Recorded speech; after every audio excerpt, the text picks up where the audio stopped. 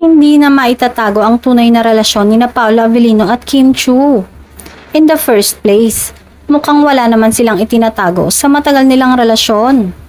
Napapadalas na nga kasi ang pag-post nila sa Instagram kung saan magkasama silang dalawa. Sa video na uploaded, parang hindi na rin naman sila Paolo at Kim conscious na nakikitang magkasama silang dalawa. Kaya naman talagang napa-OMG ang mga fans sa nasabing super short video na kumalat kung saan sweet ang dalawa sa first day of taping pa lang ng kanilang pelikula. Sinasabing sila na nga, though walang ang pag-amin sa dalawa. Pero lately, parang comfortable na sila na walang masama dahil pareho naman silang walang tinatapakang ibang tao.